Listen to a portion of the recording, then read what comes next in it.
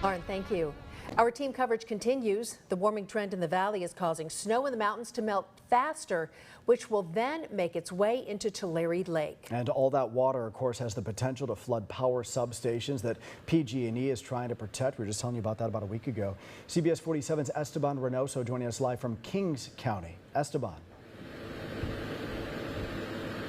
Well, Brian and Catherine, right behind me is Tulare Lake, if you could believe it or not, and all of that snowmelt from the Sierra is going to make its way down here eventually, and that means that PG&E has worked really hard to try to get out as much infrastructure as they can, as well as protecting a lot of it too.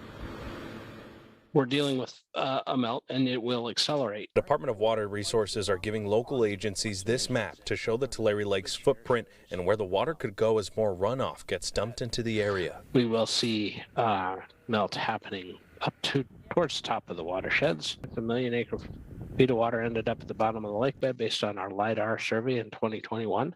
This is what would happen. That we are going to have a challenging few weeks to come. Challenges that require some heavy lifting.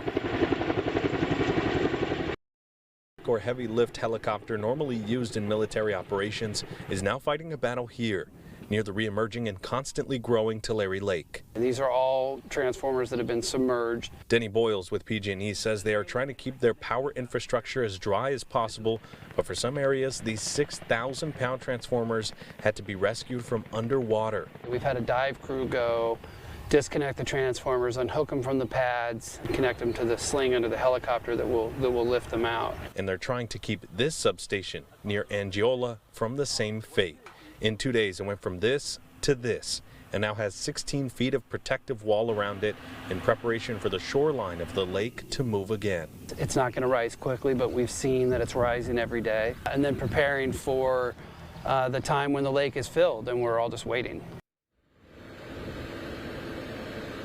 Now, PG&E says that they've been in constant communication with the farmers and companies that are around this area that still need power to pump out water from those flooded areas and back into the lake. They say that they'll keep it up as long as needed or as long as they can until the water becomes too much.